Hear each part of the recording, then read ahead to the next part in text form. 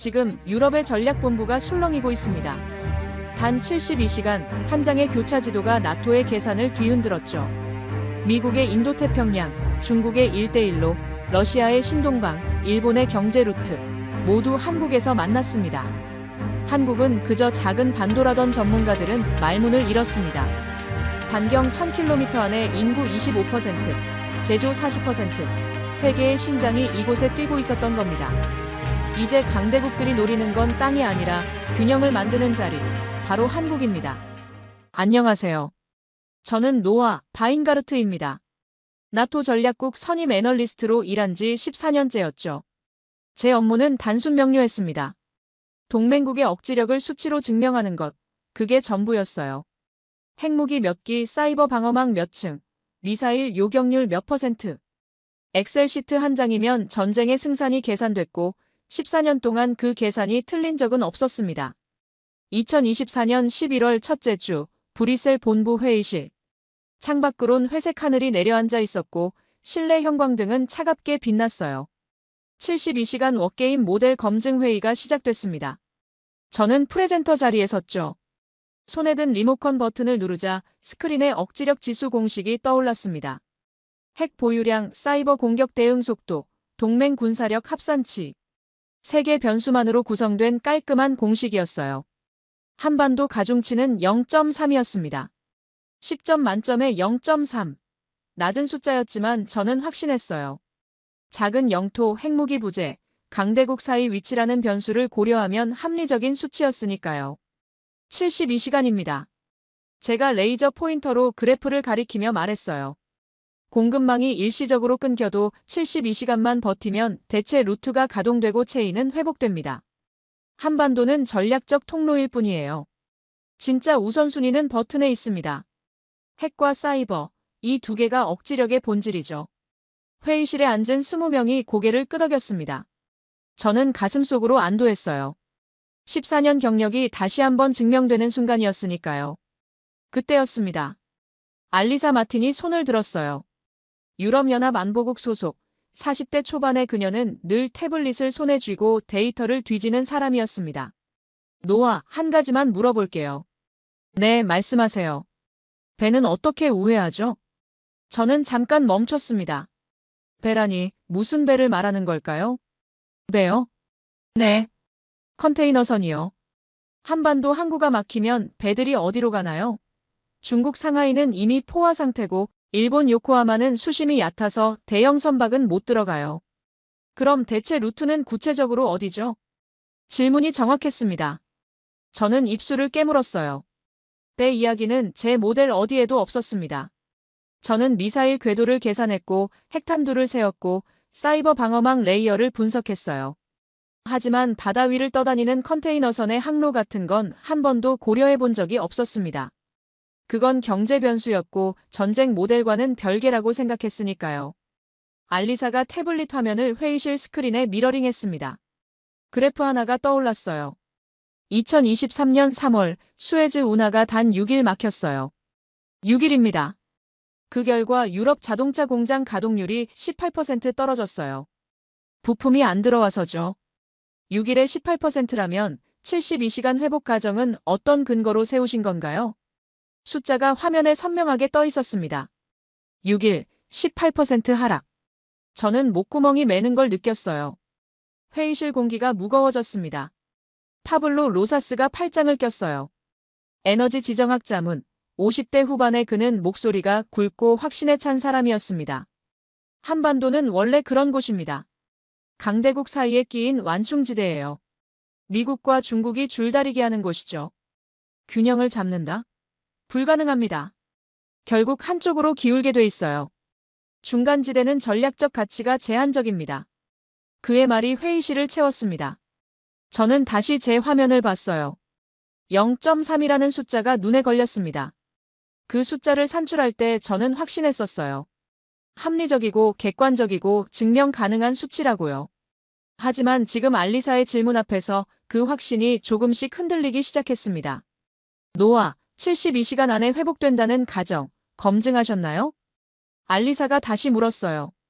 물류가 멈추면 72시간이 아니라 72주가 걸릴 수도 있어요. 항만, 해저 케이블, 에너지 파이프라인, 이 세 가지가 동시에 끊기면 대체 루트는 현실적으로 작동하지 않습니다. 저는 대답하지 못했습니다. 검증한 적이 없었으니까요. 14년 동안 저는 버튼만 봤어요. 핵과 사이버, 그게 전부였습니다.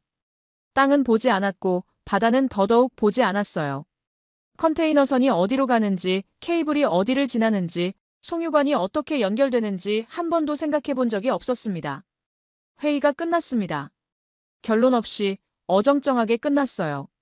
저는 노트북을 덮으며 자리에서 일어났습니다. 복도로 나왔을 때 창밖으로 제 마음과 같은 회색빛 브뤼셀 하늘이 보였어요. 14년 경력이 한순간에 흔들리는 기분이었어요. 모델이 틀렸을 리 없다고 믿고 싶었지만 알리사의 질문은 제 확신에 균열을 냈습니다. 배는 어떻게 우회하죠? 그 질문이 머릿속을 떠나지 않았어요. 14년 동안 전쟁을 계산했지만 배가 어디로 가는지는 몰랐던 겁니다. 3일 뒤 같은 회의실. 저는 일찍 도착했어요. 커피를 2잔 마셨지만 머리는 여전히 무겁고 지난 회의 이후 밤잠을 제대로 못 잤습니다. 알리사의 질문이 계속 맴돌았거든요. 배는 어떻게 우회하죠? 저는 답을 찾으려고 밤새 물류 데이터를 뒤졌지만 익숙하지 않은 분야였고 숫자들은 혼란스러웠어요.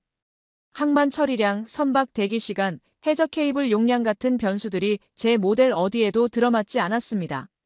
문이 열렸어요. 알리사가 들어왔고 그녀 뒤로 낯선 여성이 따라 들어왔습니다. 노아, 소개할게요. 한지은입니다. 30대 초반으로 보이는 동양계 여성이었어요. 검은 태안경, 깔끔하게 묶은 머리, 손에 든 노트북 가방. 그녀는 악수를 청했고 저는 그 손을 잡았습니다. 악수는 짧고 단단했어요. 순환경제 스타트업에서 최고 기술 책임자로 일해요. 물류 데이터 쪽이 전문이고요. 알리사가 설명했습니다. 제가 직접 모셔왔어요. 노아, 당신이 찾고 있는 답이 여기 있을 겁니다. 지은은 인사도 길게 하지 않았어요. 자리에 앉자마자 노트북을 열고 케이블을 스크린에 연결했습니다. 그녀의 손놀림은 빠르고 정확했어요. 몇 번의 클릭 후 화면에 지도 한 장이 떠올랐습니다. 한반도가 가운데 있었어요. 그 주변으로 빨강, 파랑, 초록, 노랑 선이 교차했습니다. 마치 거미줄처럼, 아니 혈관처럼 얽혀 있었죠. 이게 뭐죠? 제가 물었을 때 목소리가 약간 떨렸습니다. 뭔가 중요한 걸 보고 있다는 예감이 들었거든요. 4대 전략 루트입니다. 지은의 목소리는 차분했어요. 감정이 실리지 않은 오로지 팩트만 전달하는 톤이었습니다. 빨강은 중국 1대1로예요. 파랑은 미국 인도태평양 전략. 초록은 러시아 신동방 정책. 노랑은 일본 경제권입니다. 4개 전략 루트가 모두 이 지점에서 교차해요. 그녀의 마우스 커서가 한반도 위를 천천히 움직였습니다. 4개의 선이 정확히 그 위에서 만나고 있었어요. 저는 숨을 참았습니다. 14년 동안 제가 본 지도는 군사 지도였어요. 미사일 사거리, 전투기 작전 반경, 함대 이동 경로. 하지만 이 지도는 달랐습니다. 이건 경제의 지도였고 동시에 전략의 지도였어요. 통로가 아니라 교차점이에요. 지은이 말했습니다. 통로라면 지나가면 그만이죠. 하지만 교차점은 다릅니다. 4개 길이 만나는 곳이 막히면 4개 길 모두가 느려져요. 파블로가 코웃음 쳤습니다. 그는 이미 자리에 앉아 있었어요. 그래서요? 교차점이면 뭐가 다른데요? 여전히 작은 나라잖아요. 큰 나라들이 지나가는 길일 뿐이에요. 지은은 대꾸하지 않았습니다. 그녀는 다음 화면을 띄웠어요. 이번엔 원 하나가 한반도를 중심으로 퍼져나갔습니다. 반경 1000km입니다. 원 안에 베이징, 도쿄, 상하이, 블라디보스토크가 들어왔어요. 화면 오른쪽에 숫자가 떠올랐습니다. 인구 19억 명. 세계 인구 대비 25%. 1000km 안에 세계 인구 4분의 1이 살아요. 지은이 말했습니다. 그리고 이 사람들이 만드는 게 뭔지 아세요? 다음 슬라이드. 제조업 생산 세계 40%. 반도체 70%. 조선 85%. 숫자들이 하나씩 떠올랐고 저는 그 숫자들을 멍하니 바라봤습니다. 40%, 70%, 85%. 이건 단순히 많다는 게 아니었어요. 세계 경제가 이 반경 안에서 움직이고 있다는 뜻이었습니다. 인구가 많으면 뭐합니까? 파블로가 끼어들었어요.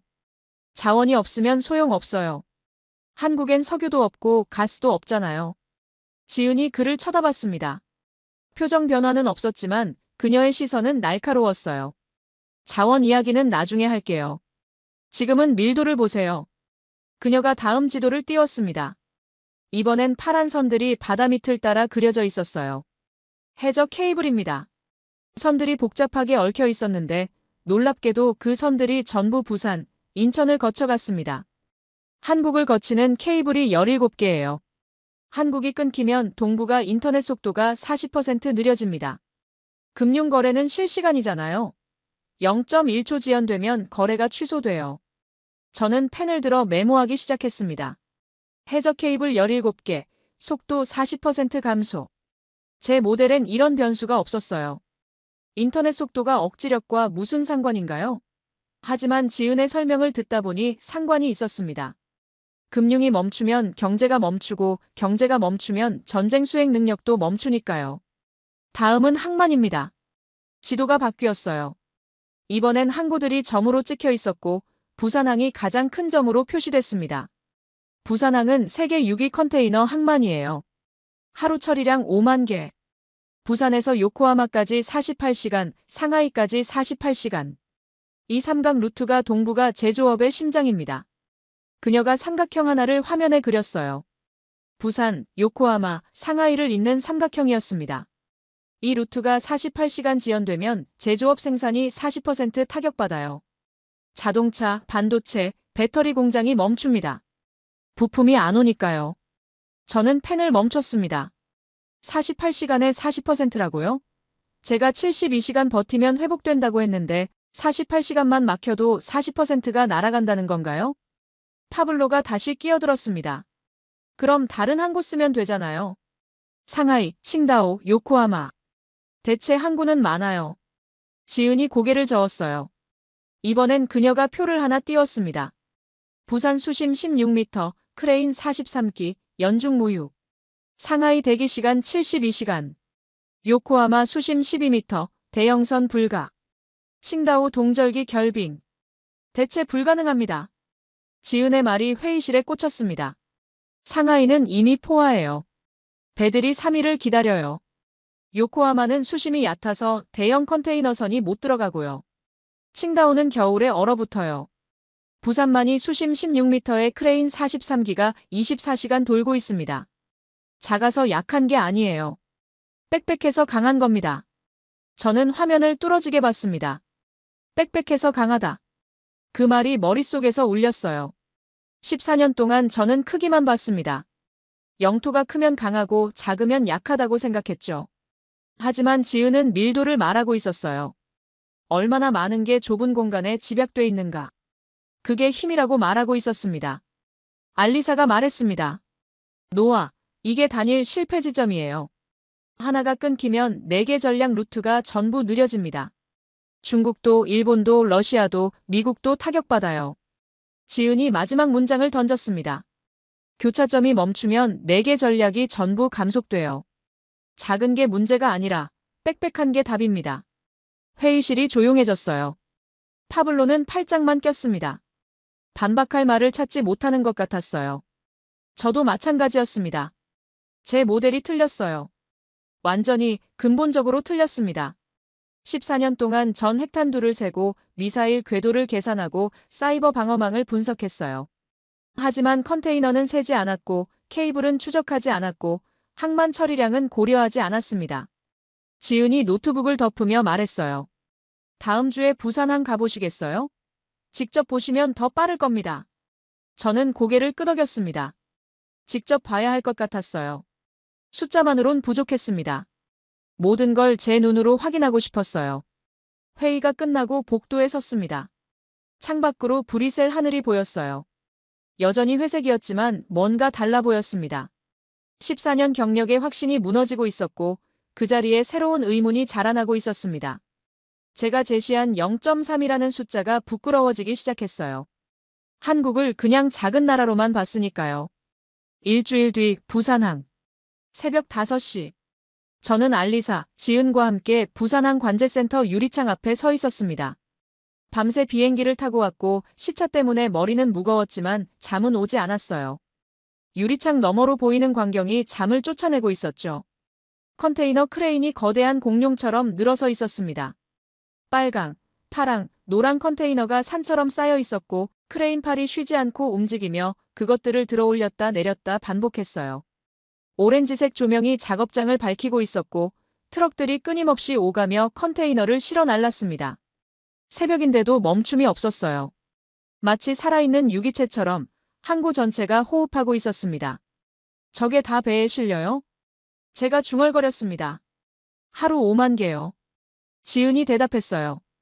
관제센터 안은 어두웠습니다. 모니터 불빛만 번쩍였죠. 화면마다 숫자가 흘러갔어요. 선박 위치를 나타내는 점들이 실시간으로 움직이고 크레인 가동률을 보여주는 막대 그래프가 깜빡였고 컨테이너 적재 상태를 표시하는 숫자들이 끊임없이 갱신됐습니다. 이건 단순한 항구가 아니었어요. 거대한 계산 기계였고 정밀한 시계였습니다. 최동우 부장이 우릴 맞았어요. 50대 중반 부산항만공사 관제 책임자였습니다. 그의 얼굴엔 피곤함이 묻어 있었지만 눈빛은 날카로웠어요.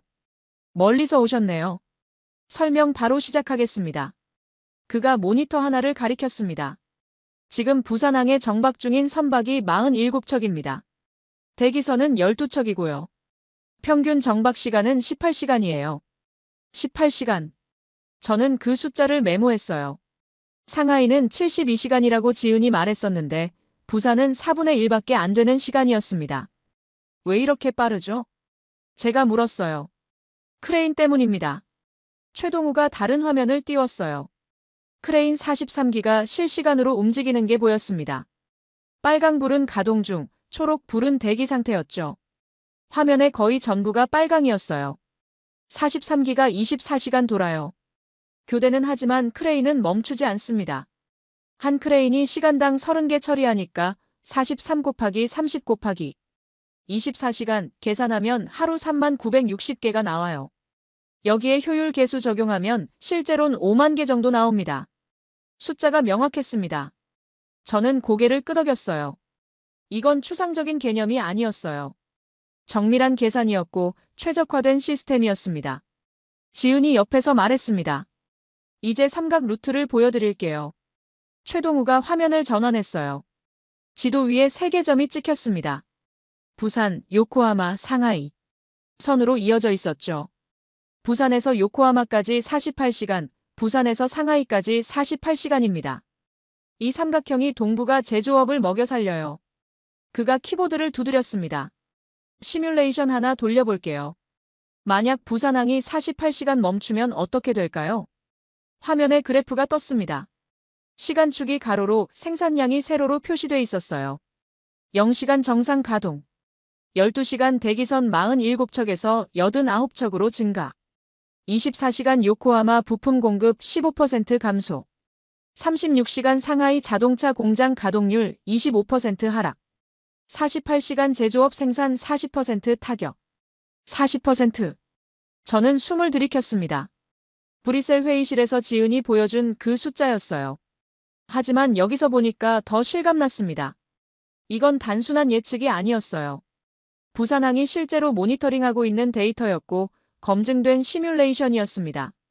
72시간 버티면 회복된다고 했는데요. 제가 말했습니다. 제 목소리가 떨렸어요. 48시간만 막혀도 40%가 날아가네요. 최동우가 고개를 끄덕였습니다. 그렇습니다. 대체 루트라는 게 이론상으론 있어요. 하지만 현실에선 작동 안 해요. 상하이는 이미 포화 상태고 요코하마는 수심이 얕고 칭다오는 겨울에 얼어붙고요. 부산이 멈추면 동부가 전체가 흔들립니다. 알리사가 팔짱을 꼈어요. 노아, 이게 단일 실패 지점입니다. 여기가 멈추면 4개 전략 루트가 전부 느려져요. 저는 창밖을 봤습니다. 크레인이 여전히 움직이고 있었어요. 쉬지 않고 멈추지 않고 컨테이너를 들어올렸다 내렸다 반복했습니다. 저 크레인이 멈추는 순간 동부가가 멈춘다는 얘기였어요. 최동우가 추가 데이터를 보여줬습니다. 부산항을 거치는 화물 분류도 봐야 해요. 파이 차트가 떴습니다.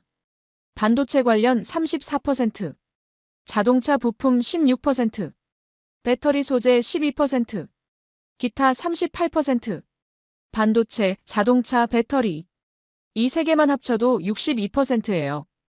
부산이 멈추면 첨단 산업 전체가 타격받습니다. 저는 펜을 놓았어요. 더 이상 메모할 필요가 없었습니다. 이미 충분히 봤으니까요. 제 모델이 얼마나 틀렸는지, 14년 동안 제가 뭘 놓쳤는지 이제 명확히 알았어요. 지은이 다음 화면을 띄웠습니다. 해저 케이블도 같이 보시죠. 바닷속 지도가 나타났어요. 파란 선들이 부산, 인천을 지나갔습니다. 17개 케이블이었죠. 이 케이블이 끊기면 동부가 인터넷 속도가 40% 느려집니다. 금융거래는 밀리초 단위로 움직여요. 0.1초 지연되면 거래가 취소되고 손실이 발생합니다. 최동우가 끼어들었어요. 작년에 태풍 때 케이블 하나 끊겼어요. 3시간 만에 복구했는데도 증시 거래량이 22% 줄었습니다. 투자자들이 불안해서 거래를 안 한 거예요. 3시간에 22%. 저는 제 이마를 짚었습니다. 머리가 아팠어요. 아니, 가슴이 아팠습니다. 14년 경력이 무너지는 소리가 들리는 것 같았거든요. 저는 핵탄두를 세고 미사일 궤도를 계산하고 사이버 방어망을 분석했어요. 하지만 컨테이너는 세지 않았고 케이블은 추적하지 않았고 크레인 가동률은 고려하지 않았습니다. 전쟁을 계산하면서 시간을 빼먹었던 거예요. 시간이 무기네요. 제가 중얼거렸습니다. 지은이 고개를 돌렸어요. 맞아요. 시계를 멈추는 건 핵이 아니라 컨테이너예요. 부산이 멈추면 시간이 멈춥니다. 창밖으로 하늘이 밝아오고 있었습니다. 새벽 6시가 넘었어요. 크레인은 여전히 움직이고 있었고 트럭들은 여전히 오가고 있었고 배들은 여전히 정박하고 떠나기를 반복했습니다. 이 시간에도 지금 이 순간에도 43기 크레인이 돌고 있었어요. 멈추면 안 되니까요. 멈추는 순간 동북아가 멈추니까요. 알리사가 말했습니다. 노아, 이제 믿으시겠어요? 한국은 통로가 아니라 교차점이에요. 작은 게 문제가 아니라 빽빽한 게 힘입니다. 저는 고개를 끄덕였습니다. 믿었어요. 숫자가 증명했고 현장이 확인시켜줬으니까요. 48시간 지연되면 40% 타격. 72시간 버틴다는 제 가정은 완전히 틀렸습니다. 최동우가 커피를 건넸습니다. 이제 아시겠죠? 부산은 작지만 빽빽해요. 그래서 강한 겁니다. 저는 커피를 마셨어요. 뜨겁고 쓴맛이었습니다. 제 가슴도 뜨거웠어요. 부끄러움과 각성이 뒤섞인 열기였죠. 14년 동안 전 버튼만 봤습니다. 땅은 안 봤고 바다는 더더욱 안 봤어요. 컨테이너가 세계를 움직이고 있다는 걸 몰랐습니다. 하지만 이제 알았습니다. 전쟁은 버튼만으로 시작되지 않아요. 배가 멈추면 전쟁이 시작되고 크레인이 멈추면 경제가 무너지고 케이블이 끊기면 금융이 흔들립니다. 지은이 노트북을 덮으며 말했어요. 다음은 기술을 볼 차례예요. 속도가 어떻게 방어력이 되는지 보여드릴게요. 내일 밤 공장에 가봅시다. 저는 고개를 끄덕였습니다. 더 보고 싶었어요. 더 알고 싶었습니다. 제 모델을 다시 짜야 했고 14년 경력을 다시 쌓아야 했으니까요. 창밖으로 아침 햇살이 쏟아졌습니다. 크레인의 붉은 철골이 빛났고 컨테이너의 색깔이 선명해졌어요. 저는 그 광경을 한참 바라봤습니다. 시간은 컨테이너가 재고 있었어요. 그리고 그 시간이 세계를 움직이고 있었습니다. 다음 날 밤 10시, 경기도 화성. 반도체 공장 정문 앞에 섰을 때 저는 긴장하고 있었습니다. 부산항에서 본 것만으로도 충격이 컸는데 지은은 진짜는 이제부터라고 말했거든요. 야간 특별허가를 받아 공장 내부로 들어갈 수 있었어요. 알리사는 브뤼셀로 돌아갔고 이번엔 저와 지은 둘뿐이었습니다. 보안 게이트를 통과하고 방진복으로 갈아입고 에어샤워를 거쳐 클린룸에 들어섰습니다. 하얀색이었어요. 벽도, 천장도, 바닥도 전부 흰색이었고 형광등이 차갑게 빛났습니다. 기계음만이 낮게 울렸고 방진복 입은 사람들이 조용히 움직였어요. 말소리는 거의 없었습니다. 기계와 숫자만이 대화하는 공간 같았죠. 여기가 라인 3입니다. 지은이 유리창 너머를 가리켰어요. 스마트폰용 메모리 반도체를 만드는 라인이에요. 지금부터 자동차용 메모리로 전환합니다. 72시간 안에 끝나요. 72시간. 저는 시계를 봤습니다. 밤 10시 17분. 3일 뒤 같은 시간이면 이 라인이 완전히 다른 제품을 만들기 시작한다는 얘기였어요. 중국은 18일 걸린다고 했죠? 제가 물었습니다. 맞아요. 대만은 12일이고요. 지은이 태블릿을 꺼내 그래프를 보여줬어요. 한국 72시간, 대만 12일, 중국 18일. 6배에서 9배 차이예요. 왜 이렇게 차이 나는지 직접 보시게 될 겁니다. 클린룸 안으로 들어갔습니다. 한 엔지니어가 우릴 맞았어요. 박민수 팀장이라고 했습니다. 40대 초반, 안경 너머 눈빛이 예리했어요. 전환 작업 시작합니다. 그가 말했습니다. 처음 12시간이 중요해요. 기계 세팅을 바꾸는 시간이죠.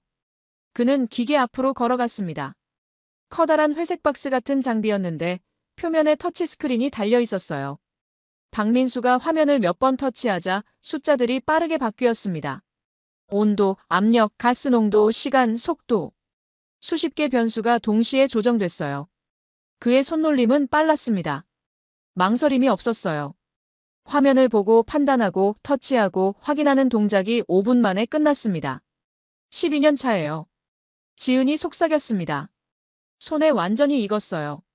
저 기계의 특성을 다 알고 있습니다. 박민수가 다음 기계로 이동했어요. 이번엔 더 복잡한 장비였습니다.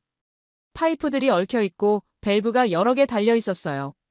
그는 밸브 하나를 돌렸습니다. 시계 방향으로 3바퀴 반. 정확했어요. 측정 도구도 쓰지 않았습니다. 감각으로 아는 것 같았어요. 압력 조정입니다. 그가 말했습니다. 0.3바 올려야 해요. 너무 올리면 웨이퍼가 깨지고 너무 낮으면 증착이 안 됩니다. 3바퀴 반이 딱 맞아요. 어떻게 아세요? 제가 물었습니다. 12년 동안 몇천 번 했으니까요. 그의 대답은 단순했어요. 하지만 그 단순함 속에 무게가 있었습니다. 몇천 번. 그 반복이 만든 정확성이었어요. 다음 3시간 동안 저는 박민수를 따라다녔습니다. 그는 라인을 따라 걸으며 기계 하나하나를 점검하고 조정했어요. 총 23개 장비가 있었고 각각의 세팅을 바꿔야 했습니다. 어떤 건 5분, 어떤 건 20분 걸렸어요. 하지만 모든 동작이 정확했고 망설임이 없었습니다. 새벽 1시쯤 박민수가 잠깐 쉬었습니다. 우린 휴게실에 앉았어요. 커피 자판기 소리만 들렸습니다. 중국 공장은 왜 18일 걸려요? 제가 물었습니다. 박민수가 커피를 한 모금 마셨어요. 경력 차이죠. 중국 엔지니어 평균 경력은 5년이에요. 우린 12년이고요. 5년 차는 매뉴얼을 봐야 해요. 기계마다 설정값이 다르고 어떤 순서로 조정해야 하는지 확인해야 하죠. 하지만 12년 차는 안 봐도 알아요. 손이 기억하고 있으니까요. 그가 자기 손을 봤습니다. 이 손이 12년 동안 기계를 만졌어요. 온도가 0.5도만 높아도 느껴지고 압력이 0.2바만 낮아도 알 수 있어요. 그게 속도 차이를 만듭니다. 지은이 태블릿을 꺼냈어요. 결합률도 보세요. 그래프가 나타났습니다. 한국 8ppm 100만 개당 분량 8개. 대만 18ppm. 중국 34ppm. 한국은 100만 개 만들면 8개만 분량이에요. 중국은 34개. 4배 차이죠. 박민수가 고개를 끄덕였습니다. 분량이 나면 전체 라인을 멈춰야 해요. 원인 찾고 수정하고 다시 돌리는데 시간이 걸리죠. 12년 차는 분량이 나기 전에 알아요. 기계 소리가 평소랑 다르면 바로 체크합니다. 5년 차는 분량이 나온 뒤에야 알죠. 그는 커피를 다 마시고 일어섰어요. 계속 봐야 해요. 48시간째의 중요한 작업이 있습니다. 48시간 뒤 같은 공장. 저는 거의 잠을 못 잤어요. 호텔과 공장을 오가며 박민수의 작업을 따라다녔습니다. 지은은 중간중간 데이터를 보여주며 설명했고 저는 메모를 계속했어요. 라인 전환의 핵심은 48시간째에 있었습니다. 테스트 가동이었어요. 새로 조정한 세팅이 제대로 작동하는지 확인하는 단계였죠. 박민수가 버튼을 눌렀습니다. 기계가 돌아가기 시작했어요. 웨이퍼 한 장이 투입됐고 각 공정을 거쳤습니다. 화면에 숫자들이 실시간으로 떴어요. 온도 정상, 압력 정상, 증착 두께 정상. 시간 정상. 모든 게 녹색이었습니다. 박민수는 화면을 뚫어지게 봤어요. 10분이 지났습니다. 웨이퍼가 마지막 공정을 통과했고 검사 장비로 넘어갔습니다. 결과가 떴습니다. 합격. 박민수가 작게 한숨을 쉬었어요. 긴장이 풀리는 소리였습니다. 됐습니다. 이제 양산 가능해요. 72시간이 채 안 됐습니다. 정확히 68시간 만에 라인 전환이 끝난 거예요. 중국이라면 지금쯤 어디쯤일까요? 제가 물었습니다. 아직 테스트도 못했을 거예요. 박민수가 대답했습니다. 18일 중에 처음 14일은 세팅 조정이에요. 매뉴얼 보고 확인하고 조심스럽게 바꾸죠. 그 다음 3일이 테스트고 마지막 1일이 최종 확인이에요. 지은이 끼어들었습니다. 전쟁 나면 어느 쪽이 이길까요? 68시간에 전환하는 나라와 18일 걸리는 나라. 대답은 명확했습니다. 저는 공장 밖으로 나왔어요. 새벽 하늘이 밝아오고 있었습니다. 3일 동안 이 공장에 붙어 있었고 박민수의 손을 지켜봤어요. 그 손이 12년 동안 쌓은 감각, 그게 68시간이라는 숫자를 만들어냈습니다. 지은이 옆에 섰습니다. 이제 아시겠어요? 스펙은 복제돼요. 도면 훔치면 되죠. 하지만 속도는 못 훔쳐요. 손에 익는데 12년 걸리니까요. 저는 고개를 끄덕였습니다. 속도가 방어력이네요. 맞아요. 빨리 전환하면 빨리 대응해요. 적이 공격해도 72시간 만에 생산 라인을 바꿔서 필요한 걸 만들 수 있어요. 그게 억지력입니다. 저는 노트에 적었습니다. 기술 전환 속도 억지력. 12년 숙련 대체 불가. 68시간 대 18일, 6배 우위. 해가 떠올랐습니다. 공장 건물이 햇빛에 반짝였어요. 저는 그 건물을 한참 바라봤습니다. 저 안에서 68시간의 기적이 일어났고 그 기적은 12년의 땀으로 만들어진 거였어요. 다음은 뭐죠? 제가 물었습니다. 자원이요. 결핍을 자원으로 바꾸는 현장을 보여드릴게요. 내일 인천으로 갑시다. 저는 고개를 끄덕였습니다. 더 보고 싶었어요. 3일 밤을 새웠지만 피곤하지 않았습니다. 오히려 깨어있는 기분이었어요. 14년 동안 잠들어 있던 제가 이제 깨어나고 있었으니까요. 다음 날 오후 인천 재활용 단지. 공장 입구에서부터 냄새가 났습니다. 플라스틱 타는 냄새와 금속 냄새가 섞인 묘한 화학 냄새였어요. 지은이 앞장서서 걸었고 저는 그녀를 따라갔습니다. 회색 건물 안으로 들어서자 거대한 컨베이어 벨트가 보였어요. 폐휴대폰이 산처럼 쌓여 흘러가고 있었습니다. 연간 2천만 대가 여기 들어와요. 지은이 말했습니다. 컨베이어 끝에서 기계가 휴대폰을 분쇄했어요. 으드득 소리와 함께 플라스틱 조각과 금속 가루가 분리됐습니다. 다음 공정에서 자석이 철을 골라냈고 화학 용액이 구리를 녹였어요. 마지막엔 금과 은이 남았습니다. 작은 알갱이들이 쟁반에 모였죠. 폐휴대폰 1톤에서 금 300g 나와요. 지은이 쟁반을 가리켰습니다. 일반 금광은 1톤에 5g이에요. 60배 차이죠. 60배. 저는 쟁반을 들여다봤습니다. 금 알갱이들이 햇빛에 반짝였어요. 쓰레기에서 나온 금이었습니다. 공장장이 다가왔어요. 김성훈이라는 50대 남자였습니다. 연간 금 6톤, 은 60톤, 구리 400톤 뽑아냅니다. 이게 전부 수입 대체예요. 전부 폐휴대폰에서요? 휴대폰만이 아니에요. 폐컴퓨터, 폐가전, 폐자동차 부품도 들어옵니다. 도시 전체가 광산이에요. 지은이 태블릿을 꺼냈습니다. 배터리 재활용 시설도 봐야 해요. 차로 20분 거리예요. 오후 3시 배터리 재활용 공장. 검은 배터리 팩들이 컨베이어를 타고 들어왔습니다.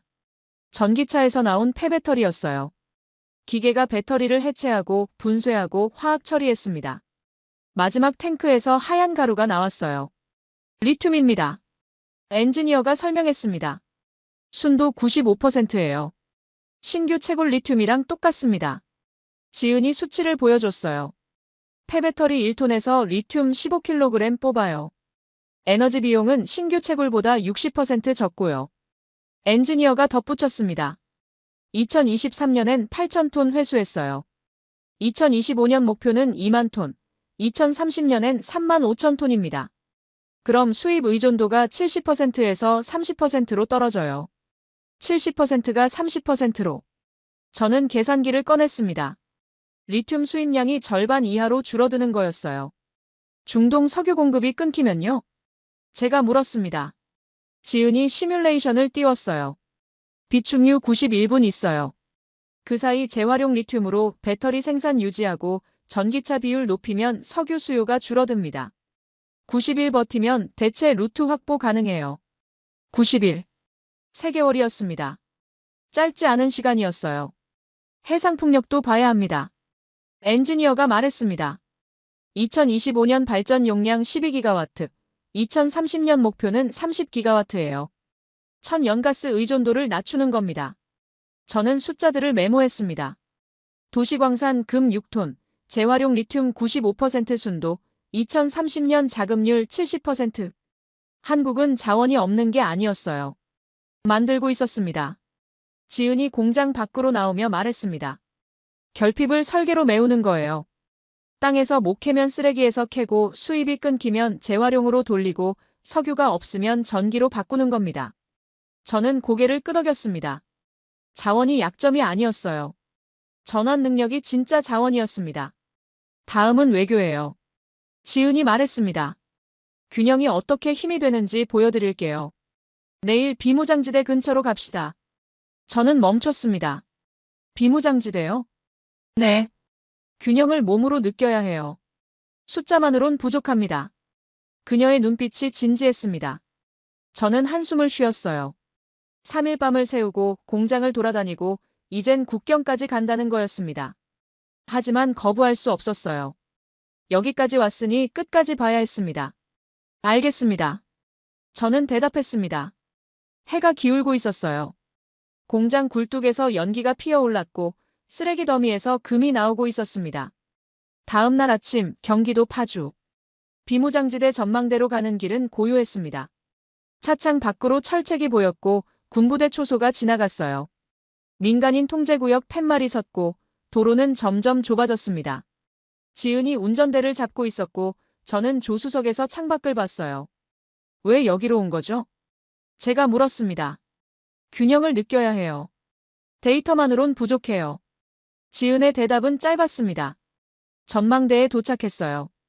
철문을 열고 계단을 올라가니 유리창 너머로 북쪽이 보였습니다. 산과 강, 그 너머로 흐릿한 마을 하나가 보였어요. 고요했습니다. 새소리만 들렸죠. 하지만 그 고요함이 무거웠어요. 긴장이 공기에 녹아 있었습니다. 저 너머가 북한이에요. 지은이 말했습니다. 2km 떨어져 있어요. 포 사거리 아닙니다. 2km.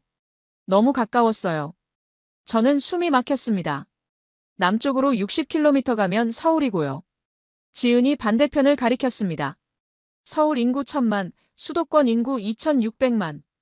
한국 인구 절반이 포 사거리 안에 살아요. 저는 계산했습니다. 인구 절반이 이 시간 거리 안에 모여 있고 그 반대편 2km엔 적이 있는 거였어요. 이게 균형의 시작점입니다. 지은이 태블릿을 꺼냈습니다. 한국과 미국 70년 동맹이에요. 주한미군 28,000명, 연합훈련 연 50회. 미국이 없으면 여기 못 지켜요. 숫자가 화면에 떴습니다. 한국과 중국 교역량 연 3천억 달러. 한국 수출의 25%가 중국으로 가요. 중국이 없으면 경제가 무너져요. 3천억 달러, 25%. 미국은 안보를 주고 중국은 시장을 줍니다. 둘 다 필요해요. 저는 고개를 끄덕였습니다. 이건 추상적 개념이 아니었어요. 2km 넘어 위협과 3천억 달러 교역이 동시에 존재하는 물리적 현실이었습니다. 만약 한국이 미국 편을 들면요? 제가 물었습니다. 지은이 시뮬레이션을 돌렸어요. 중국 보복교역 30% 감소, 연 900억 달러 손실. 미국 지원 군사 원조 증가하지만 경제 손실 보전 불가. 900억 달러 날아가요. 미국이 메꿔줄 수 없어요. 만약 중국 편을 들면요? 미국 철수 주한미군 감축, 방위비 부담 연 200억 달러 증가. 중국 지원 교역 확대, 하지만 안보 공백 발생. 2km 넘어 위협을 혼자 막아야 해요. 불가능합니다. 지은이 세 번째 시나리오를 보여줬습니다. 만약 균형을 유지하면요. 미국 동맹 유지, 안보 제공 지속, 중국 교역 유지, 시장 접근 지속, 한국 양쪽 모두 확보. 둘 다 얻어요. 그런데 여기서 중요한 게 있어요. 지은이 다음 표를 띄웠습니다. 미국이 한국을 압박하면 어떻게 될까요? 동북아 공급망 타격, 반도체 배터리 납기 지연. 미국 기업 손실, 연 600억 달러. 미국도 다쳐요. 부산항이 멈추면 미군 물자 수송이 막히고 반도체 공급이 끊기면 미국 기업이 타격받죠. 중국이 압박하면요. 중간재 공급 차질, 한국산 부품 없으면 중국 공장 멈춤. 중국 제조업 손실, 연 800억 달러. 중국도 다쳐요. 한국 없이 못 만들어요. 저는 숫자들을 바라봤습니다. 600억, 800억. 압박 비용이 양쪽 다 너무 컸어요. 그래서 안 건드리는 겁니다. 지은이 말했습니다. 한국을 압박하면 자기들도 손해예요. 그러니까 균형이 유지돼요. 이게 힘입니다. 저는 창밖을 다시 봤습니다. 2km 넘어 북한, 60km 남쪽 서울, 그 사이에 한국이 있었어요. 좁은 공간이었지만 그 안에 2,600만 명이 살고 세계 공급망이 지나가고 두 강대국이 얽혀 있었습니다. 한국은 닻을 두고 돛을 올렸어요. 지은이 말했습니다. 미국이라는 닻에 묶이되 중국이라는 바람도 받아요. 묶이지 않고 떠나지도 않습니다. 저는 메모했습니다. 균형, 양쪽 압박 비용이 유지. 동맹과 교역, 곱셈 관계. 억지력, 안보와 경제 동시값. 전망대를 내려왔습니다. 차에 타고 서울로 돌아가는 길, 저는 계속 생각했어요. 14년 동안 전 동맹만 봤습니다. 교역은 경제 변수라고 치부했죠. 하지만 둘은 분리될 수 없었어요. 안보 없이 경제 못 지키고 경제 없이 안보 못 유지해요. 이제 마지막이에요. 지은이 말했습니다. 72시간 위기 시뮬레이션. 한국이 무력화되면 어떻게 되는지 직접 돌려봐야 해요. 내일 브뤼셀로 돌아가세요. 회의실에서 봅시다. 저는 고개를 끄덕였습니다. 일주일 동안 부산항, 반도체 공장, 재활용 시설, 비무장지대를 돌아다녔어요. 몸은 지쳤지만 머리는 맑았습니다. 14년 동안 본 것보다 이 일주일이 더 많이 보여줬으니까요. 해가 지고 있었습니다. 차창 밖으로 서울 빌딩들이 보였어요. 불빛이 하나둘 켜지고 있었습니다. 저는 그 불빛들을 봤어요. 2,600만 개의 삶이 저기 있었고 그 삶을 지키는 게 균형이었습니다. 5일 뒤 브뤼셀 본부 시뮬레이션 룸. 벽 세면이 전부 스크린이었습니다. 가운데 긴 테이블에 6명이 둘러앉았어요. 저 알리사, 지은, 파블로, 레이첼, 타카시. 일주일 전 회의실에서 만난 사람들이었지만 분위기는 달랐습니다. 긴장감이 흘렀어요. 저는 노트북을 열었습니다. 일주일 동안 한국에서 본 것들을 전부 모델에 입력했어요. 부산항 처리량, 해저 케이블 17개, 반도체 라인 전환 68시간, 재활용 리튬. 95% 순도, 미국 동맹과 중국 교역 동시값. 제 모델은 완전히 바뀌어 있었습니다. 72시간 워게임을 다시 돌리겠습니다. 제가 말했습니다. 이번엔 한국 변수를 전부 넣고요. 파블로가 손을 들었어요. 반대 시나리오도 돌려봅시다. 한국이 무력화되는 최악의 경우요. 무력화요? 부산항 봉쇄, 케이블 절단, 공장 전력 차단. 동시에 일어나면 어떻게 되는지 보자는 겁니다. 지은이 고개를 끄덕였습니다. 좋아요. 해보죠. 저는 키보드를 두드렸습니다. 화면에 동북아 지도가 떴어요. 시작합니다. 0시간. 부산항 전면 봉쇄, 해저 케이블 3개 절단, 반도체 공장 전력 50% 차단. 부산항이 빨갛게 변했습니다. 파란 선 3개가 사라졌고 공장 불빛이 꺼졌어요. 12시간 경과. 숫자들이 돌아가기 시작했습니다. 대기 선박이 47척에서 120척으로 치솟았어요. 인터넷 속도는 동북아 평균 38% 느려졌고 한국 반도체 생산은 45% 무너졌습니다. 알리사가 숨을 들이켰습니다. 24시간 경과. 상하이 자동차 공장 가동률이 62%까지 떨어졌어요. 도쿄 전자제품 생산은 28% 줄었고 베이징 데이터 센터 응답 속도는 3배나 지연됐습니다. 36시간. 유럽 자동차 공장에서 배터리 재고가 바닥났고 생산 라인 12곳이 멈췄어요. 미국 스마트폰 제조사는 메모리 공급 부족으로 출하가 3주 미뤄졌습니다. 48시간. 화면이 온통 빨갛게 변했습니다. 동북아 제조업은 40% 타격받았고 글로벌 반도체 공급은 22% 줄었어요. 해운 물동량은 35% 적체됐고 아시아 증시 거래량은 18% 추락했습니다. 파블로가 팔짱을 꼈습니다. 맞죠? 한국 하나 무력화되니까 전부 무너져요. 지은이 조용히 말했습니다. 아직 안 끝났어요. 그녀가 키보드를 가져갔습니다. 12시간 시점으로 되돌릴게요. 이번엔 한국이 대응합니다. 화면이 되감겼어요. 부산항 봉쇄됐죠. 인천항과 광양항으로 긴급 재배치하고 크레인 가동률을 150%까지 끌어올립니다. 인천과 광양이 초록색으로 켜졌습니다. 대기 선박이 120척에서 73척으로 줄어들었어요. 케이블 3개 끊겼죠. 나머지 14개로 트래픽을 재분배합니다. 인터넷 속도 저하가 38%에서 19%로 절반이 됐습니다. 반도체 공장 전력 차단됐죠. 비상 발전기 돌리고 라인 우선순위 재조정해서 68시간 안에 필수 제품으로 전환합니다. 반도체 생산 하락폭이 45%에서 24%로 회복됐어요. 24시간 경과. 상하이 자동차 공장이 62%에서 81%로 살아났습니다. 도쿄 전자제품 생산 감소는 28%에서 14%로 반토막 났어요. 36시간. 재활용 리튬 비축분을 풀어서 배터리 생산을 유지합니다. 유럽 자동차 공장에서 멈췄던 라인 12곳 중 10곳이 다시 돌아갔습니다. 조선소의 특수 강판 재고를 방출합니다. 일본 조선소가 건조를 재개했어요. 48시간 경과.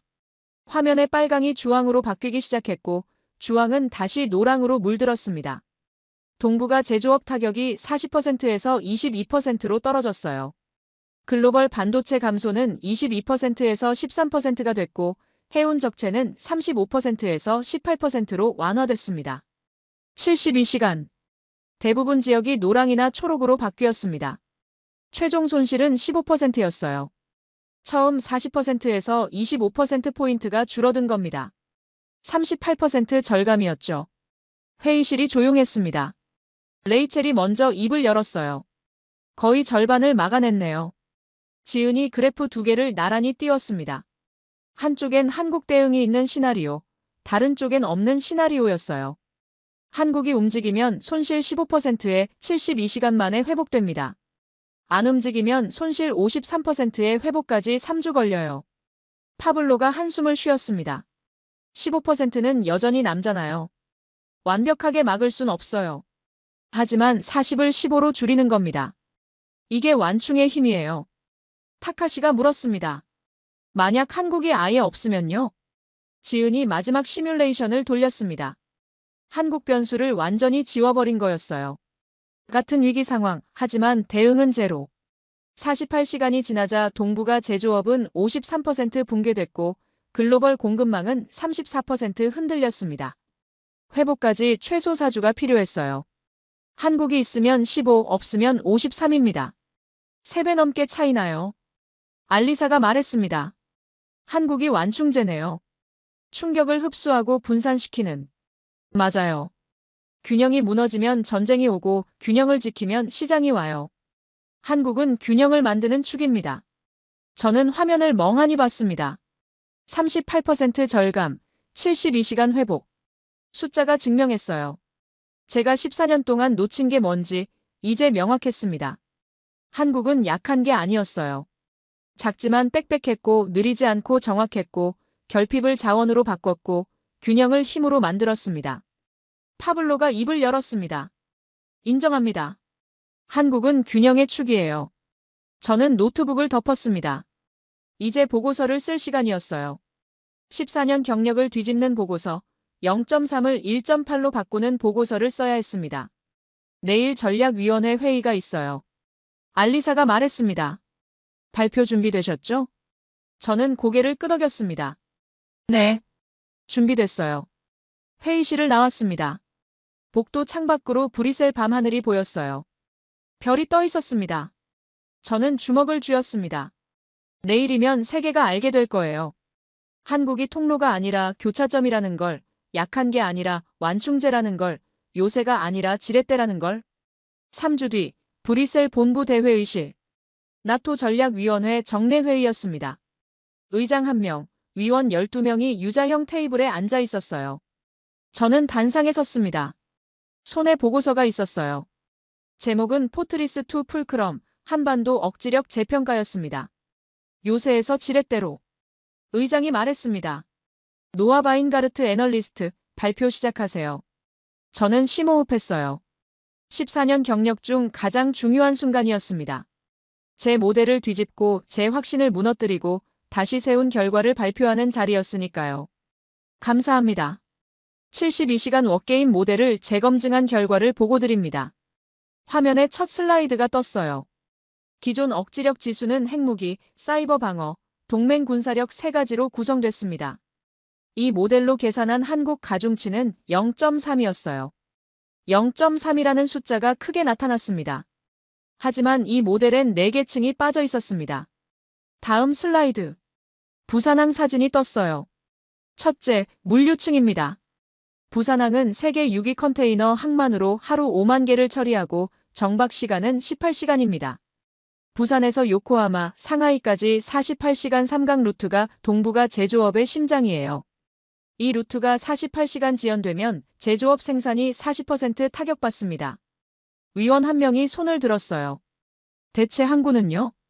불가능합니다. 상하이는 대기 72시간, 요코하마는 수심 12m로 대형선 입항 불가, 칭다오는 동절기 결빙합니다. 부산만이 수심 16m의 연중 무휴 가동 중이에요. 위원이 고개를 끄덕였습니다. 저는 다음 슬라이드로 넘어갔어요. 반도체 공장 사진이었습니다. 둘째, 기술 전환층입니다.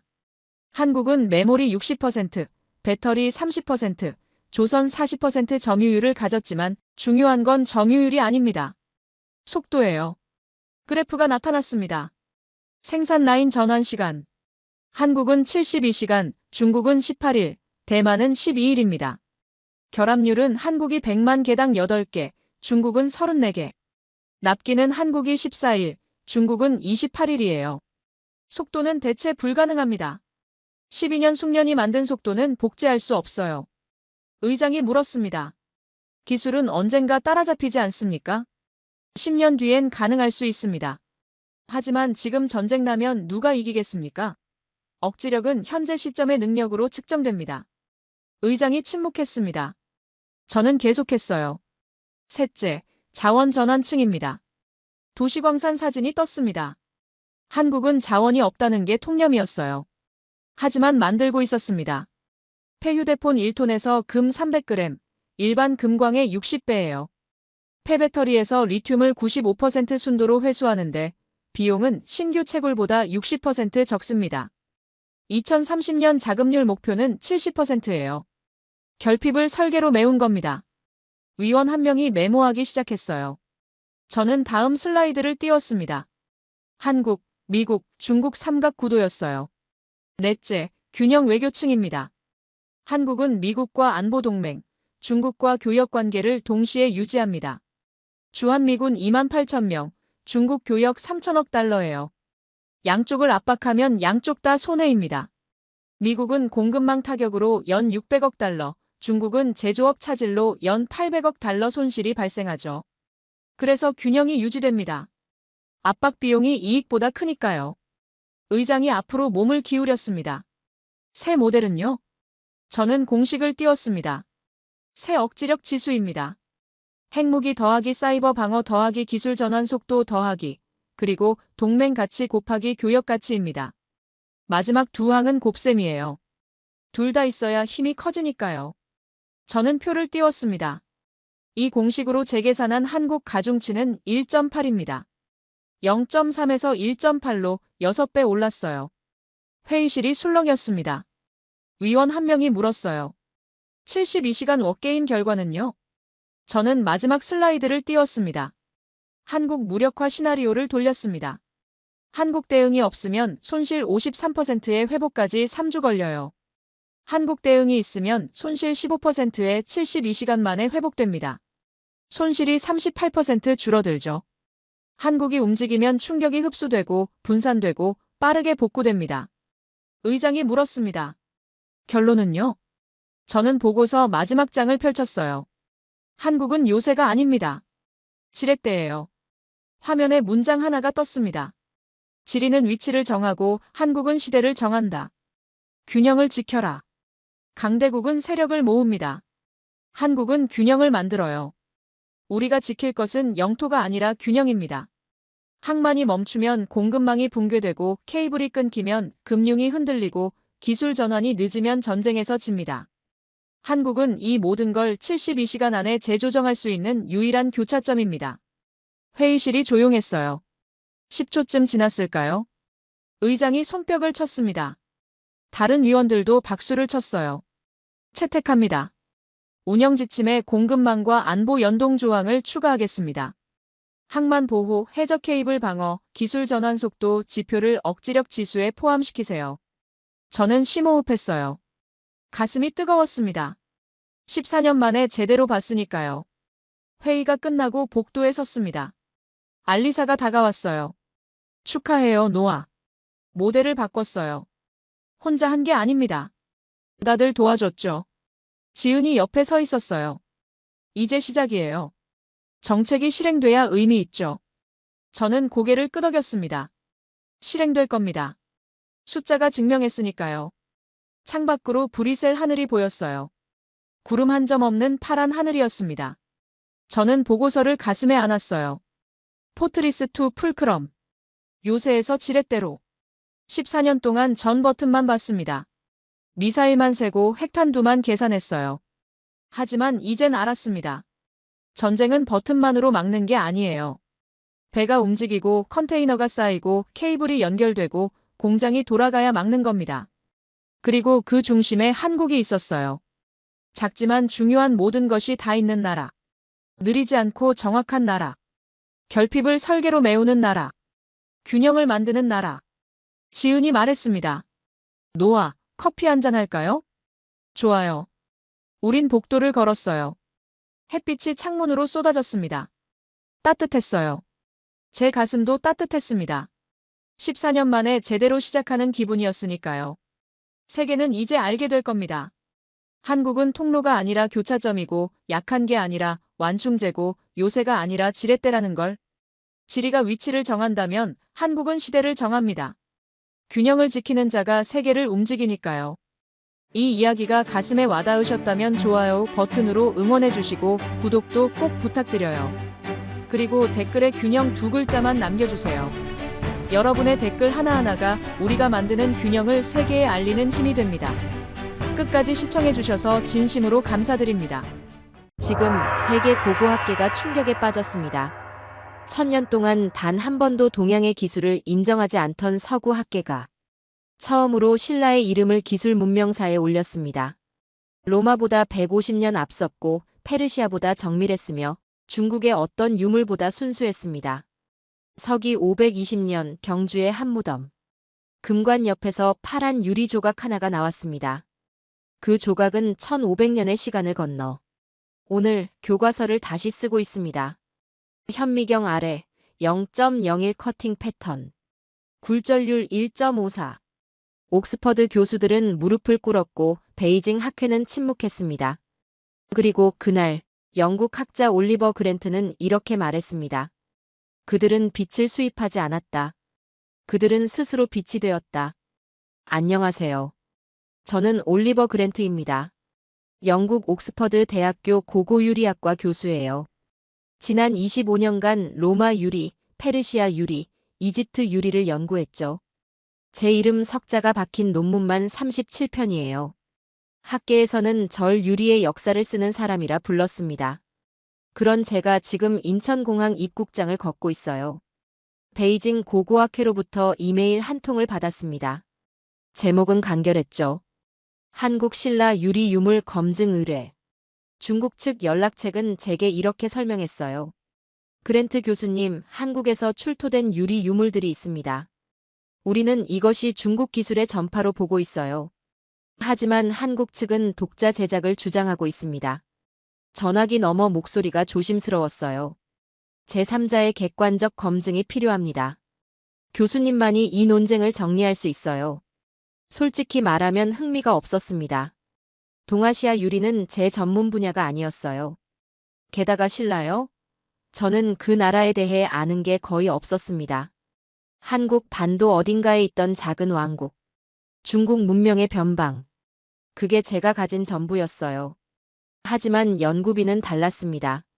15만 파운드. 거절할 이유가 없었죠. 그렇게 저는 서울행 비행기에 올랐어요. 11시간의 비행 동안 저는 노트북으로 자료를 훑었습니다. 신라. 고대 한반도의 왕국. 금관, 불교, 경주. 단어들이 스쳐 지나갔어요. 하지만 깊이 들어가진 않았습니다. 어차피 결론은 뻔했으니까요. 중국 기술의 전파. 아마 실크로드를 통한 수입품이겠지. 착륙 후 저는 국립중앙박물관으로 직행했어요. 서울은 차갑고 건조했습니다. 박물관 유리문을 밀고 들어서자 한 여성이 다가왔어요. 검은 정장에 안경을 쓴 30대 후반쯤 돼 보이는 분이었습니다. 올리버 그랜트 교수님이시죠? 김나연입니다. 국립박물관 보존과학팀 큐레이터예요. 그녀의 영어는 유창했어요. 악수를 나누고 우리는 지하 수장고로 내려갔습니다. 엘리베이터 안에서 김나연 박사가 말했어요. 오늘 보실 유물은 경주 대릉원에서 출토된 유리 용기입니다. 고대 신라 시대 것으로 추정돼요. 중국산이겠죠. 제 대답은 단호했어요. 김나연 박사는 미소를 지었습니다. 직접 보시고 판단하세요. 수장고 문이 열렸어요. 하얀 LED 조명 아래 긴 테이블 위에 유물이 놓여 있었습니다. 투명 아크릴 케이스 안에 파란 유리 그릇이 있었어요. 지름 12cm쯤 되는 작은 잔이었습니다. 저는 라텍스 장갑을 끼고 케이스를 열었어요. 유리 표면에 빛이 굴절됐습니다. 파란빛이 제 손등에 번졌어요. 순간 심장이 한번 뛰었습니다. 이건 생각보다 정교한데? 하지만 저는 곧 고개를 저었어요. 로마 유리도 이 정도는 했습니다. 페르시아 유리는 더 화려했어요. 이건 분명 어디선가 수입된 거예요. 교수님, 현미경 준비됐습니다. 김나연 박사의 목소리에 저는 고개를 들었어요. 옆 테이블에 전자현미경이 세팅돼 있었습니다. 저는 유리 조각 하나를 샘플 홀더에 올렸어요. 배율을 200배로 맞췄습니다. 화면의 유리 표면이 확대됐어요. 그리고 저는 숨을 멈췄습니다. 커팅 패턴이 보였어요. 0.01mm 단위로 정렬된 미세한 홈들. 일정한 간격. 정확한 각도. 제 손가락이 떨렸습니다. 이게 수작업이라고? 김나연 박사가 대답했어요. 네. 1000년도 더 전 누군가의 손으로 깎은 겁니다. 저는 각도계를 꺼냈어요. 커팅 라인의 기울기를 재기 시작했습니다. 47도, 47도, 47도. 모든 홈이 동일한 각도였어요. 이건 말이 안 됐습니다. 로마 유리는 보통 55도에서 65도 사이예요. 페르시아는 60도 전후. 중국 한나라 유리는 63도가 평균이었습니다. 그런데 47도라니. 혹시 중국 유리 샘플 있습니까? 여기 있어요. 김나연 박사가 옆 선반에서 또 다른 케이스를 꺼냈어요. 한나라 시대 유리 조각이었습니다. 저는 같은 방식으로 분석했어요. 커팅 각도 63도. 패턴 불규칙. 둘은 달랐어요. 완전히. 제 이마에 땀이 맺혔습니다. 아니, 이건 우연일 거예요. 제작 시기가 다르거나 장인이 달랐거나. 교수님, 괜찮으세요? 김나연 박사의 목소리가 들렸어요. 저는 고개를 저었습니다. 아니요. 계속하죠. 하지만 제 손은 떨리고 있었어요. 25년간 쌓아온 확신이 흔들리기 시작했습니다. 그날 밤 호텔방에서 저는 노트에 숫자를 적었어요. 47도. 0.01. 정확한 반복. 이 세 가지가 의미하는 건 하나였습니다. 이건 독자 기술이다. 하지만 저는 인정하고 싶지 않았어요. 신라가 로마보다 앞섰다니. 중국 없이 유리를 만들었다니. 말도 안 됐습니다. 창밖으로 서울의 야경이 보였어요. 수많은 불빛이 깜빡이고 있었습니다. 저는 유리잔을 들어 빛에 비춰봤어요.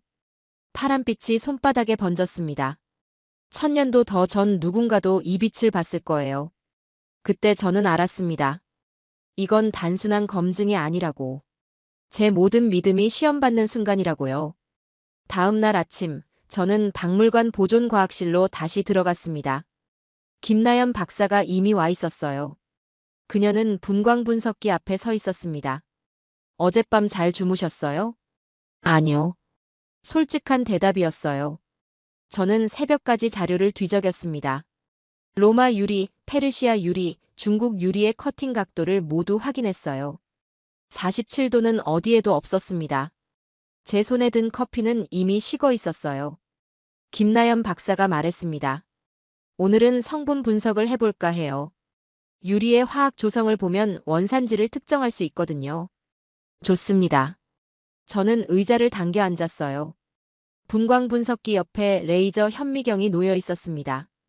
김나연 박사가 실라 유리 조각을 올렸어요.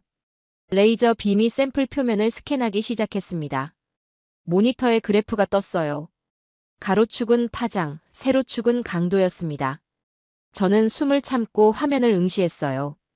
나트륨 15.2%, 칼슘 8.7%, 규소 71.3%. 제 눈이 커졌습니다. 이 비율은 중국 유리가 아니었어요. 중국 한나라 유리는 보통 납이 20% 이상 들어갑니다. 그런데 이 샘플엔 납이 0.8%밖에 없었어요. 김 박사님, 이거. 네. 중국 유리와 조성이 다릅니다. 그녀의 목소리는 평온했어요. 하지만 저는 평온할 수 없었습니다. 저는 키보드를 당겨 데이터베이스를 열었어요. 로마 유리 샘플 127개, 페르시아 유리 83개, 중국 유리 214개의 성분표가 화면에 펼쳐졌습니다. 비교 분석을 돌렸어요. 프로그램이 돌아가는 동안 제 심장도 함께 뛰었습니다. 5초, 10초, 15초. 결과가 떴어요. 일치율 로마 37%, 페르시아 42%, 중국 31%, 모두 50% 이하였습니다. 이 말은 즉 신라 유리가 어느 문명권의 표준과도 맞지 않는다는 뜻이었어요. 저는 등받이에 몸을 기댔습니다. 손이 떨렸어요. 김나연 박사가 조용히 말했습니다. 교수님, 제가 하나 더 보여드릴 게 있어요. 그녀는 옆 서랍에서 파일 하나를 꺼냈어요. 어포 용지 5장이었습니다. 제목이 보였습니다. 신라 유리 커팅 패턴 분석 18점 샘플 비교 연구. 이건 저희 팀이 지난 2년간 진행한 연구예요. 경주에서 출토된 유리 18점을 모두 분석했습니다. 저는 첫 페이지를 넘겼어요. 표가 나왔습니다. 샘플 번호, 출토 위치, 커팅 각도, 패턴 반복 간격. 숫자들이 빼곡했어요. 그리고 저는 그것을 봤습니다. 18점 모두 47도였어요. 오차 범위 플러스 마이너스 0.3도. 패턴 간격도 동일했습니다.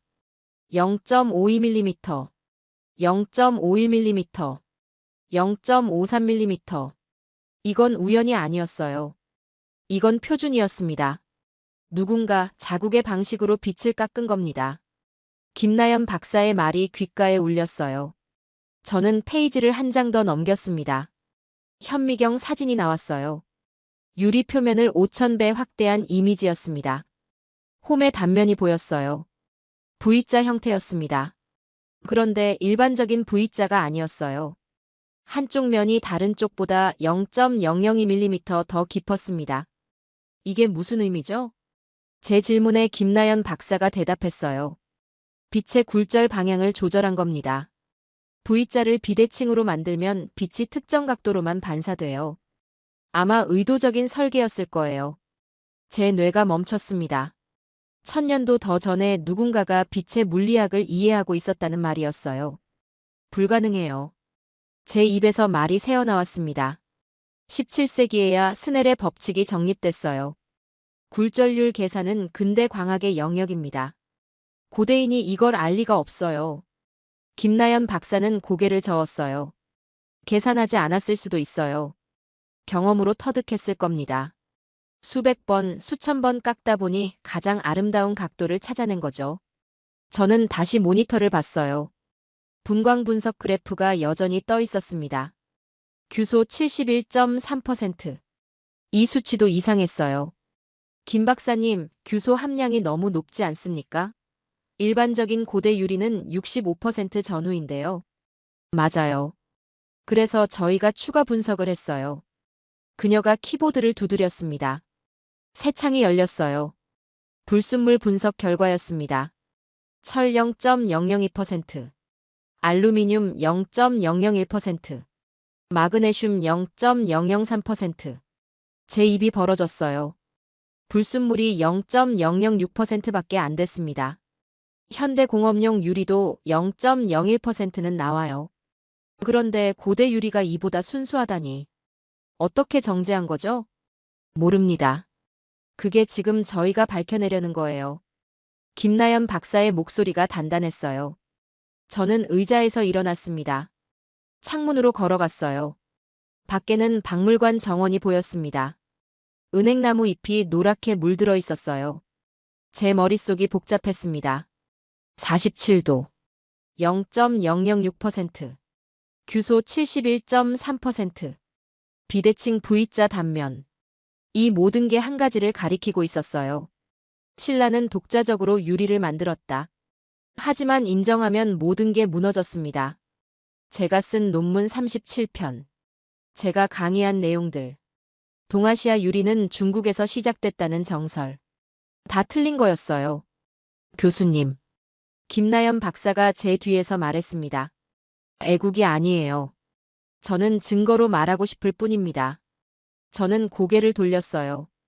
그녀의 눈이 저를 똑바로 보고 있었습니다. 내일 굴절률 측정을 하죠. 그게 마지막 검증이 될 겁니다. 저는 천천히 고개를 끄덕였어요. 손은 여전히 떨리고 있었습니다. 그날 밤 저는 호텔 침대에 누워 천장을 봤어요. 어둠 속에서 숫자들이 떠올랐습니다. 47, 0.006, 71.3. 그리고 한 문장이 머릿속을 맴돌았어요. 만약 신라가 정말 독자적이었다면 나는 지금까지 뭘 연구한 거지? 답은 나오지 않았습니다. 창밖에서 서울의 불빛만 깜빡이고 있었어요. 아침 9시, 저는 박물관 광학실험실에 서 있었습니다. 김나연 박사와 함께였어요. 테이블 위에 굴절률 측정기가 놓여 있었습니다. 독일제 최신 장비였어요. 정밀도 0.0001까지 측정 가능한 기기였습니다. 준비됐습니다. 김나연 박사가 말했어요. 저는 라텍스 장갑을 다시 꼈습니다. 신라 유리 조각을 집어 샘플 홀더에 올렸어요. 손이 미세하게 떨렸습니다. 측정기 레이저가 켜졌어요. 붉은 빛이 유리를 관통했습니다. 빛이 꺾이는 각도를 센서가 읽어냈어요. 모니터에 숫자가 떴습니다. 1.541이. 저는 숨을 멈췄어요. 김나연 박사도 침묵했습니다. 다시 한번 해보죠. 제 목소리가 갈라졌어요. 샘플을 내렸다가 다시 올렸습니다. 레이저를 재조정했어요. 측정 버튼을 눌렀습니다. 1.5409. 거의 같았어요. 오차 0.0003. 이건 측정 오차 범위였습니다. 실제 굴절률은 1.54였어요. 제 다리에 힘이 풀렸습니다. 의자를 당겨 앉았어요. 중국 유리 샘플도 측정해 주시겠습니까? 김나연 박사가 한나라 유리를 꺼냈어요. 저는 기계적으로 움직였습니다. 샘플 교체, 레이저 조정, 측정. 1.5102. 그 다음은 로마 유리였어요. 제가 직접 영국에서 가져온 샘플이었습니다. 1.5087. 페르시아 유리도 측정했어요. 1.5124. 모두 1.51 전후였습니다. 그런데 신라 유리는 1.54였어요. 0.03 차이. 숫자로는 작아 보이지만 의미는 거대했습니다. 굴절률이 높다는 건 유리가 더 순수하다는 뜻이에요. 불순물이 적고 분자 배열이 균일하다는 의미였습니다. 현대 광학 유리의 굴절률이 1.52에서 1.56 사이예요. 신라 유리는 그 수준이었습니다. 이건 제 입에서 말이 나오지 않았어요. 김나연 박사가 조용히 말했습니다. 세계 최고 수준이었던 거죠. 저는 고개를 저었습니다. 아니, 이건 말이 안 돼요. 1000년도 더 전 기술로 어떻게 이런 순도를. 교수님. 김나연 박사가 저를 가로막았어요. 데이터가 거짓말을 하나요? 저는 대답할 수 없었습니다. 숫자는 명확했어요. 1.54. 이건 제가 25년간 본 고대 유리 중 가장 높은 굴절률이었습니다. 김나연 박사가 파일을 하나 더 꺼냈어요. 교수님, 이것도 보세요. 투과율 측정 결과였습니다. 빛이 유리를 얼마나 잘 통과하는지 나타내는 수치예요. 신라 유리는 92.7%였습니다. 중국 유리는 84.3%, 로마 유리는 87.1%, 페르시아 유리는 85.9%. 신라가 가장 높았어요. 거의 10%포인트 차이였습니다. 투과율이 높다는 건 내부 기포와 불순물이 적다는 뜻이에요. 김나연 박사가 설명했습니다. 현미경으로 봤을 때도 신라 유리엔 기포가 거의 없었어요. 1세 제곱센티미터당 평균 0.3개. 중국 유리는 2.1개였고요. 숫자가 계속 쌓였어요. 굴절률 1.54, 투과율 92.7%, 기포 0.3개, 불순물 0.006%, 커팅 각도 47도.